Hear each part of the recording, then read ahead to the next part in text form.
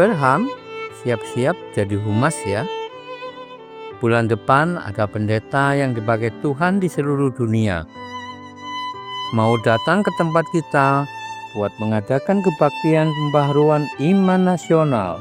Siap, Perham akan ajak semua teman di kelas untuk bersama-sama ikut KPIN. Juga mau ke gereja orang dewasa untuk berbicara dengan majelis gereja. Bagus sekali, Perham. Ketika ada pekerjaan besar yang harus kita lakukan, sebenarnya Tuhan sudah kerja dulu di depan. Kamu nggak akan kerja sendiri. Nanti Opa juga akan temani, bertemu dengan pendeta yang memimpin jemaat itu. Kiranya semua komunikasi yang kita lakukan boleh diterima dengan hati yang terbuka. Jangan lupa, persiapkan diri dengan doa dan firman. Hari ini tentang kisah yang sangat mengerikan, perihal ketakutan Kristus yang mendalam di Taman Getsemani beberapa saat sebelum diserahkan. Kita dengarkan hambanya menguraikannya. Ya, anak-anakku sekalian, hari ini kita akan mendengarkan renungan BDKA dari Lukas 22 ayat 39 hingga ayat yang ke-46. Tema kita, menang atas diri sendiri. Kita berdoa terlebih dahulu ya. Ya Allah yang baik, kami datang kepadamu sekali lagi. Mohon kiranya Roh Kudus memimpin kami, menolong kami untuk mengerti firman Tuhan yang akan kami dengar pada hari ini. Di dalam nama Yesus kami sudah berdoa. Amin. Nah, anak-anakku, setelah percakapan Tuhan Yesus dengan murid-muridnya, maka kemudian Yesus pergi ke Bukit Zaitun. Ya, lalu bersama dengan para murid-murid, ia menuju ke Taman Getsemani.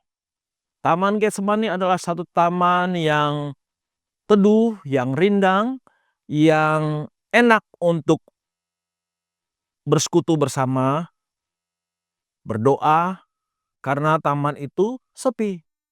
Nah, di sanalah kemudian Yesus berdoa semalam-malaman. Ya, Yesus ingin bersekutu dengan Allah, dengan Bapanya di waktu yang khusus. Karena itu dia sengaja menyingkir ke tempat yang agak dalam, meninggalkan murid-muridnya dan berpesan kepada mereka agar mereka tetap berjaga-jaga karena waktunya akan tiba. Dan Yesus berdoa di sana. Ia berdoa sebagai seorang manusia ya, yang memiliki natur kemanusiaan, sifat kemanusiaan. Karena saat itu dia betul-betul sedang merasakan ketakutan anak-anak. Ya, sedang merasakan kekhawatiran kalau waktunya akan segera tiba, ia akan ditangkap. Secara manusia anak-anak, Yesus meminta kepada Bapa agar kalau boleh kiranya Tuhan menyingkirkan cawan penderitaan itu darinya. Ya, secara manusia, karena Yesus juga adalah 100% manusia, ia memiliki sifat kedagingan, kemanusiaan, di mana pada waktu itu betul-betul Yesus sedang takut, sedang khawatir karena waktunya yang semakin dekat. Tentara-tentara Romawi akan menangkapnya, lalu membawanya ke pengadilan, dan dia di sana akan dibawa untuk dihukum mati anak-anak. Nah, disinilah kita melihat bahwa dia meminta dengan sungguh-sungguh kalau sekiranya boleh cawan ini berlalu. Namun ia juga sadar anak-anak. Tuhan Yesus sadar ia harus menjalani semua penderitaan ini. Kenapa? Karena kalau tidak demikian anak-anakku, maka tidak akan ada penebusan dosa bagi semua umat manusia. Jadi cawan penderitaan itu harus tetap diminum oleh Tuhan Yesus. Harus tetap dialami penderitaan itu anak-anak. Agar apa? Agar dosa-dosa kita, dosa-dosa seluruh umat manusia dari berbagai suku bangsa, dari berbagai latar belakang dapat diselamatkan. Karena hanya dengan cara demikian kita dapat ditebus dari dosa-dosa kita melalui jalan penderitaan Yesus, ya, melalui kematian Yesus. Tetapi ingat, kita tidak berhenti pada penderitaan dan kematian Yesus, anak-anak. Tetapi Yesus akhirnya menang, Yesus akhirnya nanti bangkit, ya. Tapi kemudian di dalam doanya itu Yesus juga berkata kepada Bapa di surga, "Ya Tuhan, bukan kehendakku, melainkan kehendak-Mu lah yang jadi." Artinya, apa yang diinginkan oleh Yesus sebagai manusia cawan itu berlalu, tetapi dari kesadaran bahwa sebagai anak Allah, ia harus melewati semuanya itu. Dia tetap mau setia menjalankan apa yang menjadi kehendak Bapa di surga, bukan kehendaknya, bukan apa yang dia mau, ya. Contoh yang diberikan oleh Yesus ini tentunya bertolak belakang anak-anak dengan yang dialami oleh para murid pada waktu itu. Rupanya ketika Yesus menyuruh mereka untuk berjaga-jaga, Yesus meninggalkan mereka dan Yesus berdoa sendirian. Mereka tidak tahan menahan ngantuk yang luar biasa. Karena udara yang dingin, ya, gelap, maka mereka menjadi mengantuk sekali. Dan murid-murid kemudian dikalahkan oleh rasa mengantuk yang mereka alami itu, ya. Sehingga mereka menjalankan atau melakukan seperti apa yang diinginkan oleh keinginan daging mereka, oleh keinginan diri mereka. Pada saat mereka disuruh berjaga-jaga oleh Tuhan Yesus, maka mereka bukannya berjaga-jaga, ya, kalau nanti ada tentara Romawi, tapi mereka malah tertidur. Murid-murid Yesus tertidur saat Yesus sedang berdoa semalaman, ya. Rupanya mereka tidak tahan, ya, dengan keadaan yang begitu memungkinkan mereka untuk tidur di Taman Getsemani, ya. Nah, anak-anak, dari sini kita bisa melihat, ya, bahwa murid-murid tidak ikut merasakan pergumulan yang dialami oleh Tuhan Yesus.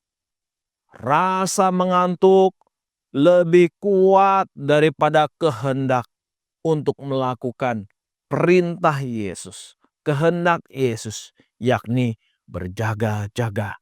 Biar mata mereka tetap melek, tapi mereka tidak tahan untuk menutup mata mereka, ya.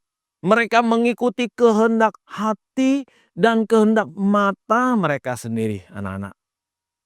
Yesus kemudian datang menghampiri mereka.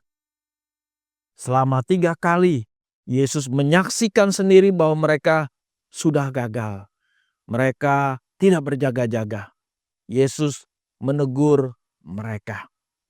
Yesus dapat menang melawan diri sendiri dan tidak jatuh ke dalam pencobaan. Oleh karena dia melakukan kehendak dari Bapanya. Dia tahu kehendak Bapanya itu lebih besar daripada kehendak dirinya, daripada keinginan dirinya, anak-anak. Daripada rasa mengantuk, daripada rasa harus menderita. Tetapi tidak dengan murid-murid Yesus. Murid-murid Yesus ternyata tidak mampu melawan daripada kehendak dirinya. Dan mereka tidak bisa mengikuti apa yang dikehendaki oleh Tuhan, ya. Mereka kemudian jatuh ke dalam pencobaan, ya. Ini mengingatkan kita bahwa kita perlu menang atas keinginan diri sendiri, ya. Ada kalanya anak-anak keinginan diri itu bersifat negatif, ya, membawa kita kepada kelemahan, ya. mengatakan kepada diri kita, "Ya maklumlah, namanya juga manusia. Ya maklumlah, aku kan masih kecil. Wajarlah kalau aku lemah. Wajarlah kalau aku tidak bisa melakukan ini dan itu. Aku masih kecil. Maafin ya, tolong maklumi, tolong pahami aku." Kita bisa memiliki berbagai alasan-alasan tadi jikalau melihat hanya kepada keinginan diri. Kita tidak mau melawan apa yang menjadi keinginan diri itu untuk mengikuti kehendak dari Allah. Nah, kita harus belajar ya untuk berjuang apa yang menjadi kehendak Allah, ya. Misalnya contoh, saat engkau sedang mau berdoa, saat engkau sedang mau membaca Alkitab, kehendak diri mengatakan engkau capek dan mau tidur, mau mengantuk, ya. Tetapi engkau tahu bahwa kehendak Allah menghendaki kamu harus membaca Alkitab, berdoa sebelum tidur. Namun engkau kalah dan engkau akhirnya tertidur. Tapi engkau harus berjuang anak-anakku untuk tetap matanya bisa melek, matanya untuk tetap segar untuk membaca Alkitab dan berdoa sebelum tidur. Kiranya firman Tuhan ini boleh menolong kalian. Mari kita bersatu dalam doa. Terima kasih untuk firman-Mu ya Tuhan yang sekali lagi mengajar kami menang atas keinginan diri. Biarlah kami sanggup menghadapi berbagai godaan pencobaan dalam hidup kami.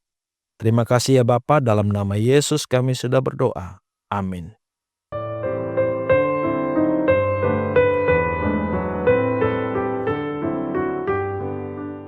Opa sangat-sangat terpesona karena Yesus yang adalah manusia sejati sama seperti kita bergumul dalam hidup, namun dalam ketakutannya Yesus taat.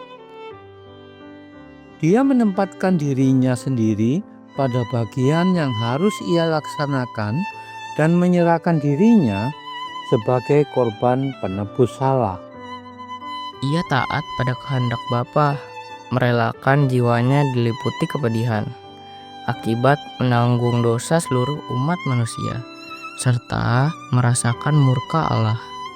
Yesus bersedia menerima dan dibakar sebagai korban dengan api dari surga, supaya pergumulan kita melawan dosa dimungkinkan mengalami kemenangan yang sama.